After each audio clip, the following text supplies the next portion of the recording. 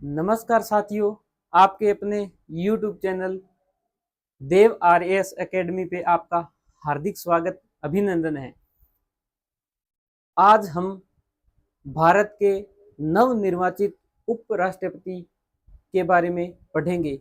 जैसा कि आप सभी को पता है, राजस्थान से जगदीप धनखड़ जो पहले उपराष्ट्रपति पद पे नियुक्त थे, उन्होंने अपना त्याग पत्र स्वास्थ्य कारणों का हवाला देते हुए सौंप दिया था राष्ट्रपति को। उसके बाद नए उपराष्ट्रपति के निर्वाचन की प्रक्रिया चल रही थी और उसमें अब नए उपराष्ट्रपति निर्वाचित कर लिए गए हैं। तो बात करेंगे अपन भारत के नए उपराष्ट्रपति की। भारत के नए उपराष्ट्रपति जो हाल ही में निर्वाचित हुए हैं, उनका नाम है CP राधाकृष्णन। CP राधाकृष्णन भारत के 15वें उपराष्ट्रपति के रूप में निर्वाचित हुए हैं। कौन से 15वें उपराष्ट्रपति?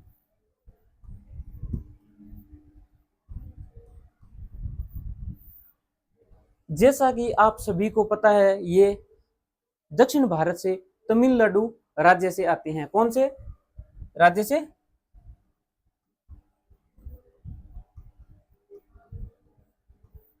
तमिलनाडु राज्य से आते हैं। ये महाराष्ट्र के वर्तमान में राज्यपाल थे। वर्तमान में राज्यपाल कहाँ के थे? महाराष्ट्र के। यानी भारत के 15वें उपराष्ट्रपति बने CP राधाकृष्णन और वो तमिलनाडु राज्य के निवासी है और वर्तमान में महाराष्ट्र राज्य के राज्यपाल पद पे तैनात है। कौन से? महाराष्ट्र राज्य के राज्यपाल के पद पे तैनात है। उन्होंने किसको हराया भाई? उन्होंने हराया सुदर्शन रेड्डी। सुदर्शन रेड्डी जो न्यायाधीश थे और इंडिया अलायंस की ओर से उन्होंने अपना चुनाव लड़ा था और उनको किया है पराजित। तो CP राधाकृष्णन ने किनको पराजित किया? सुदर्शन रेड्डी, जो इंडिया गठबंधन की ओर से नियुक्त थे भी चुनाव के लिए, उन्होंने मैदान में उतारा था भी। ठीक है। उसके बाद अपन बात करेंगे भी इनका मत अंतर कितना रहा। टोटल 452 मत किन्हें मिले?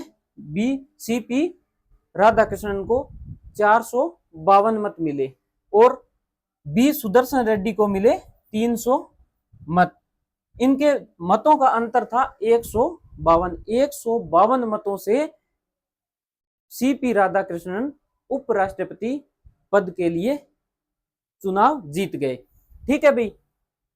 अब हमने देखा अभी भारत के 15वें उपराष्ट्रपति कौन बन गए? CP राधाकृष्णन बन गए, जो तमिलनाडु राज्य से आते हैं। वर्तमान में महाराष्ट्र के राज्यपाल पद पे तैनात है भाई। ठीक है। अब वर्तमान में उपराष्ट्रपति चुने गए हैं तो संवैधानिक आधार पर उपराष्ट्रपति पद वर्तमान में परीक्षाओं के लिए महत्वपूर्ण हो जाता है। इस कारण अपन प्रमुख अनुच्छेद व उपराष्ट्रपति पद पे थोड़ी चर्चा करेंगे। पहली बात हुई, अनुच्छेद कौन सा है? अनुच्छेद 63 में क्या बोला गया है? भारत का एक उपराष्ट्रपति होगा। भारत का एक उपराष्ट्रपति होगा, अनुच्छेद 63 में कहा गया है। और पहली बात भी, भारत के उपराष्ट्रपति का पद कौन से देश से लिया गया है? उपराष्ट्रपति का पद तो अमेरिका से लिया गया है भी उपराष्ट्रपति का पद। तो बात करें नेक्स्ट अनुच्छेद 64। अनुच्छेद 64 क्या कहता है? अनुच्छेद 64 कहता है उपराष्ट्रपति राज्यसभा का पदेन सभापति होगा भाई। कौन सा सभापति?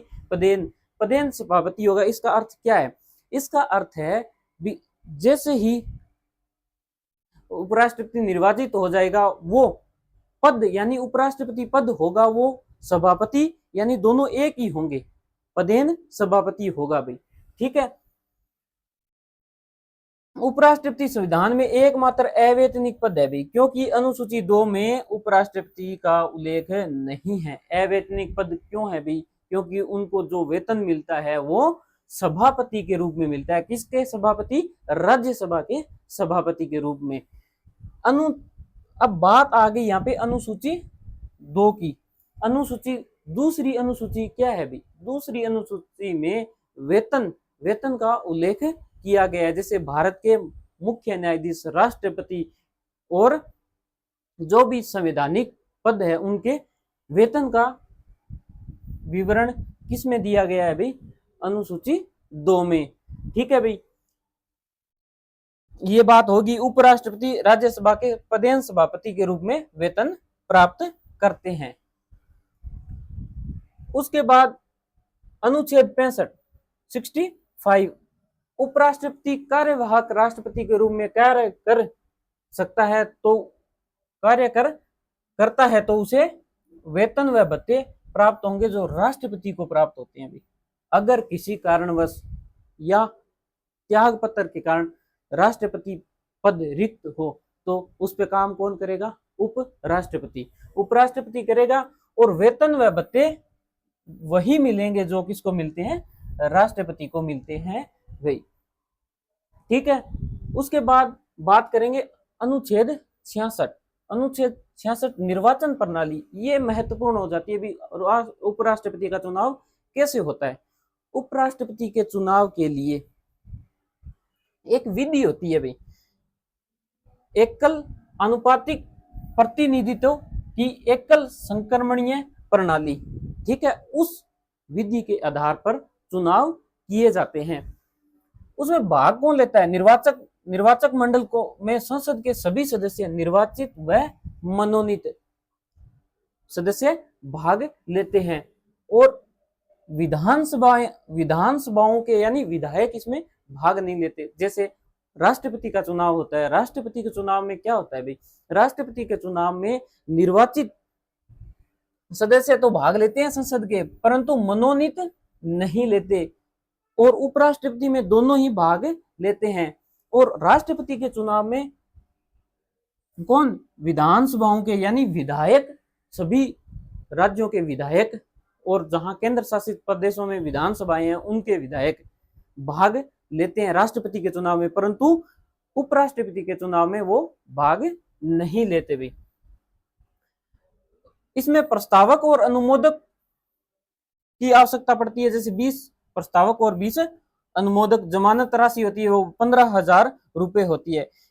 निर्वाचन संबंधी विवाद का निपटारा कौन करता है भी? सर्वोच्च न्यायालय करता है, सुप्रीम कोर्ट इनके अगर कोई विवाद हो जाए निर्वाचन संबंधी तो कौन करता है? सर्वोच्च न्यायालय करता है भी। ठीक है, और जैसे सांसद है इनके हो जाए तो भी ये कौन करता है? सर्वोच्च न्यायालय करता है भाई। ठीक है,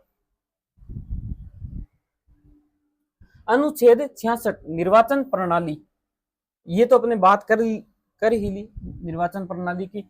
अब योग्यताएं अनुच्छेद 66 में निर्वाचन कैसे होगा, योग्यताएं क्या होगी, इन दोनों का उल्लेख कौन से अनुच्छेद में? अनुच्छेद 66 में है भी। अनुच्छेद 66 में योग्यताएं दी गई है। पहली योग्यता क्या है? भारत का नागरिक होना चाहिए भी।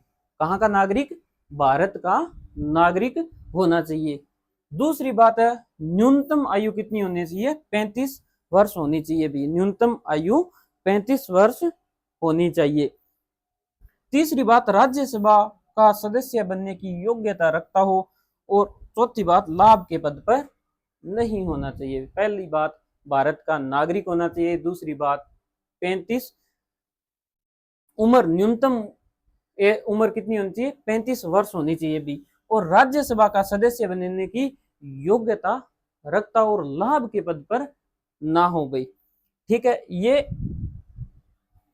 योग्यताएं थी। कार्यकाल 5 वर्ष होता है भाई। अनुच्छेद 68 में कहा गया है कि उपराष्ट्रपति का पद रिक्त हो जाने पर यथाशीघ्र चुनाव करवाए जाएंगे। यथाशीघ्र मतलब जल्द से जल्द, परंतु इसमें 6 महीने की बाध्यता नहीं है भी। जैसे राष्ट्रपति के चुनाव में 6 महीनों के अंदर अंदर चुनाव होना अनिवार्य है ना, उसी प्रकार उपराष्ट्रपति के पद अगर रिक्त हो जाता है तो चुनाव करवाने आवश्यक नहीं है भी। अनुच्छेद 69 शपथ। शपथ कौन दिलवाता है भाई? उपराष्ट्रपति को शपथ दिलवाता है राष्ट्रपति। कौन से अनुच्छेद में उल्लेख है? अनुच्छेद 69 में भी।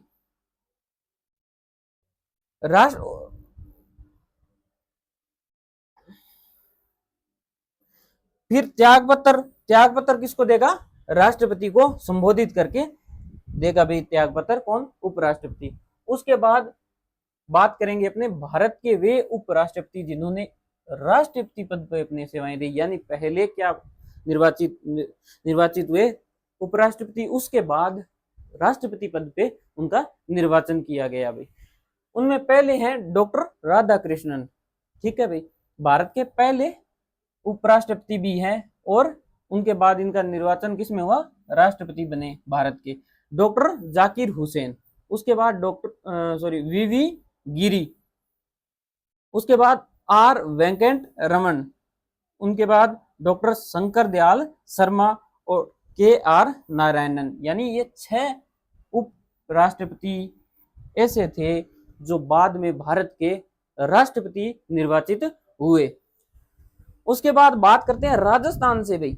राजस्थान से निर्वाचित होने वाले उपराष्ट्रपति राजस्थान के निवासी थे, वो बाद में उपराष्ट्रपति बने। 2 थे भाई। पहले कौन थे? पहले थे भैरव सिंह शेखावत, बाबोसा, वो बने थे भारत के उपराष्ट्रपति और राजस्थान के पहले निवासी जो उपराष्ट्रपति पद पर आसीन हुए भाई। ठीक है, और ये राजस्थान के मुख्यमंत्री भी रहे थे भाई। ठीक है, सीएम भी राजस्थान के रहे थे।